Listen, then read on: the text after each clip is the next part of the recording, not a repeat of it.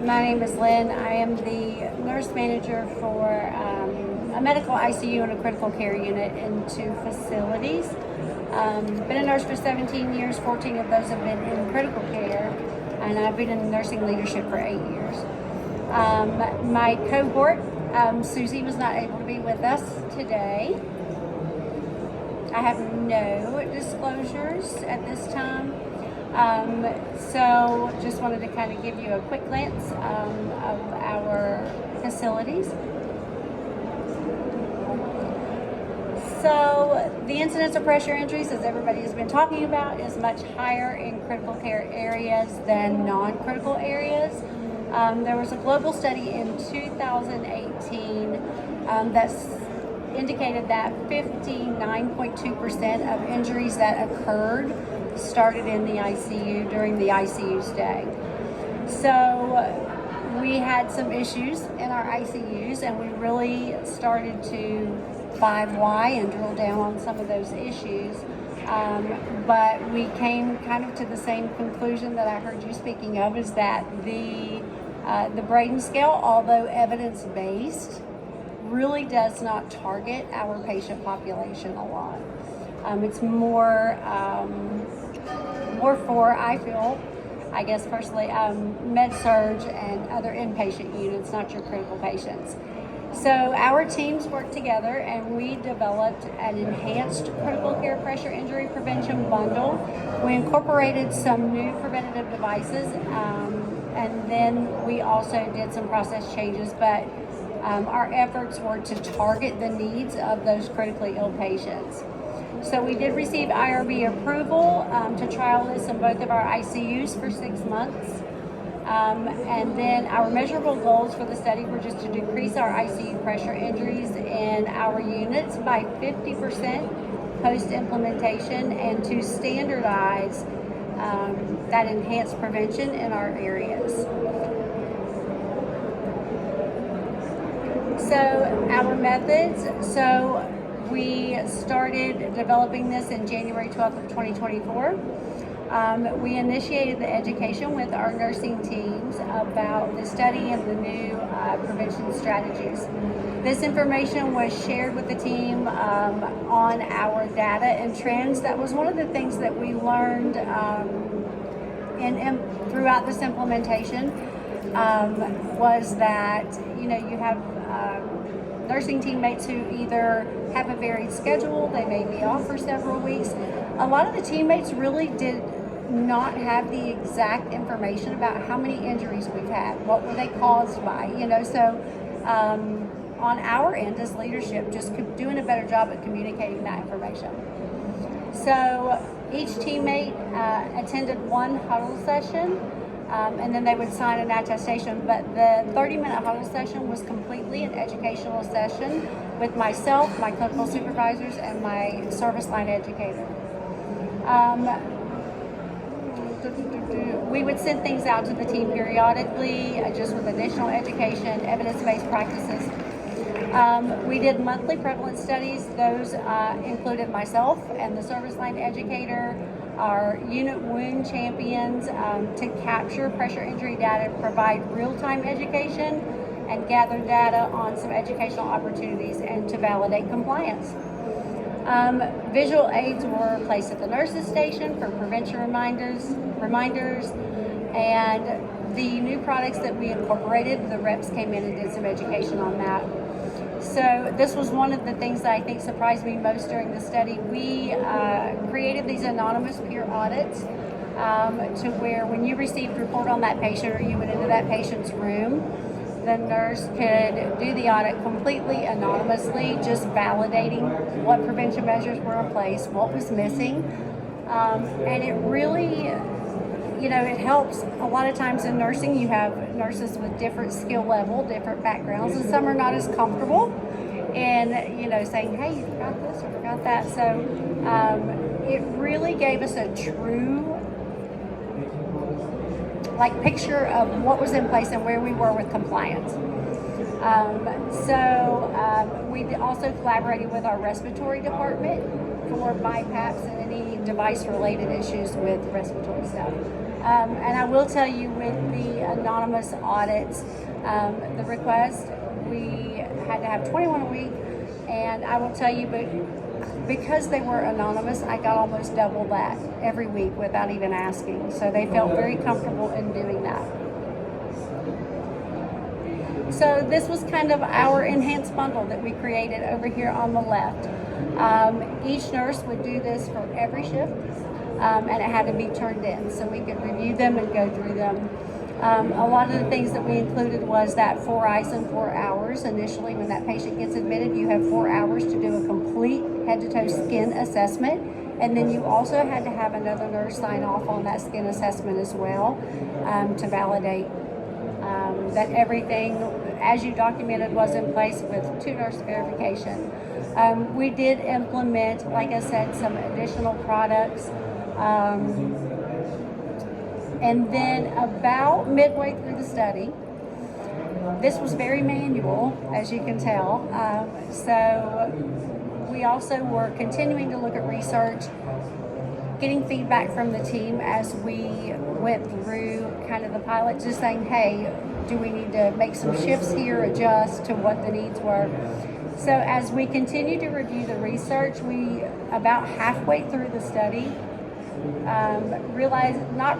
but just kind of we're thinking, how do we put this in play? That repositioning and accountability are your key contributing factors generally to that pressure injury occurring. So about midway through our study, we implemented this turn tool. So we put this on the door of every ICU room, and the day shift nurse would put the Brayton score, the night shift nurse, and the date. And then every 2 hours they would document either with an L or an R or a S. And then we had the little mnemonics down here, but it made it much easier for validations, or even, when you're explaining what that is to families, to see that validation as, hey, they were on their left side at 10 o'clock, they were on the right. And this was also to really push that turn equality. If you think about it, a lot of nurses are trained left supine right, right supine left, left supine right. Well, when you look at that over a 12-hour period, sometimes they can be on their backside 50% of the time. So that really helps with that. And from a leader standpoint, if I'm doing validations and I'm walking around the unit, then if I look at 8 o'clock and it says right, and I'm out there at 9, I should be able to just visualize in that room, and that patient should be on the right side. So that has turned out to be quite instrumental, and we've continued all of these measures, and this was actually implemented throughout the whole facility at both facilities. The turn tool also, I'll hold that thought. So the results of the study, so in February of 2023 to 2024, a rolling 12 months, we had 18 pressure injuries in our units. And during the 6-month study that we did, we had 3 that occurred. So that was a prediction of like a 60% reduction over a 12-month period. So since implementation of this initiative in February of 24, our ICU pressure injuries across both ICUs have decreased to 8. So we've decreased our pressure injuries by like 55.6% in using that. And then obviously the dotted line, that was pre-implementation, the dotted line when it was implemented, and then after. So in conclusion, this was a totally nurse-driven initiative, and it had a significant clinical impact on our patient outcomes. Measurable improvements in patient care, safety, and ICU outcomes.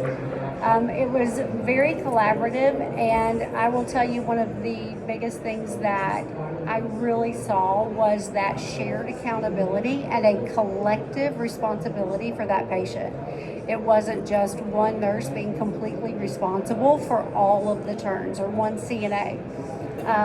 If you worked in ICU for a while, you know that everything can be going very smoothly and you're just up to date on everything. And if you have a patient that you receive that's not doing well, You may be in that room for quite a while. You may have to go down for a scan. That's where that turn tool came into play with some of our other teammates as well, because they're like, wow, she's been gone for a little bit. Haven't seen anybody in that, in that room. Had them on their left side. They can kind of visualize where that patient has been for the last several hours, and they can reposition that patient for that nurse. So our respiratory teams were involved with that, and our speech and physical therapy, that was great for them too, because when they would mobilize the patient and get them, either in the chair or back to bed, they were like, oh wait, okay, they were on their left side last. So it really created a shared accountability. Interdisciplinary collaboration and frontline teammate engagement, those were the cornerstones for sustaining the evidence-based prevention outcomes. And ongoing sustainment and continuous quality improvement. Those have been maintained by ongoing prevalence studies, education, and modifications to the tools that we've had based on team feedback.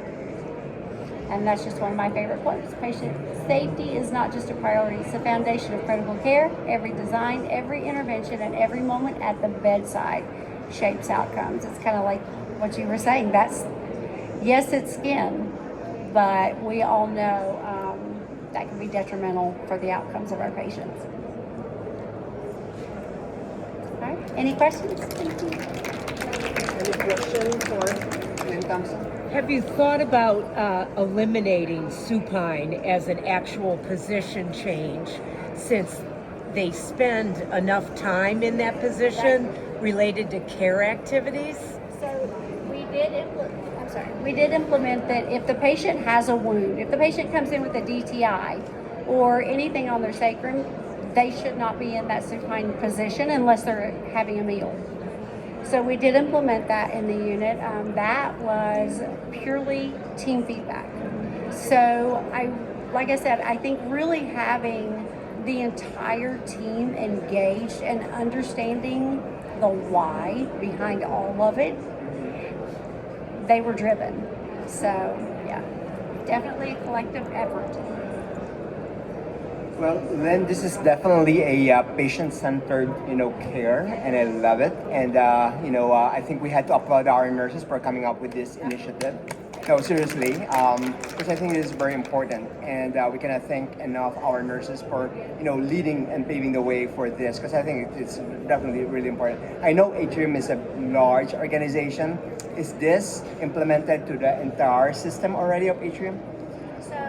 I know that it is implemented in our 2 facilities, and like I said, some of the turn tool things that the med-surg units can utilize as well. The turn tool has been facility-wide at those 2 facilities. For I guess the second part of the study, maybe over a year in the med-surg areas. So that was a little bit harder buy-in, believe it or not. So. Yeah. Well, I think I mentioned that we're working on a skin as an organ system guideline, and my personal bias is I think we should have a tool, a way on how to prevent, happy and other kind of, skin conditions that could be preventable. There is a tool. There is, so. No, make sure it's I know there's a tool, but it is not really widely implemented, unfortunately. It's a standardized implementation protocol from the National Pressure Injury Advisory Panel. That's completely downloadable and has been used in many places in the country. And what we want is to have an SSM guideline, to reinforce that. All right, thank you very much.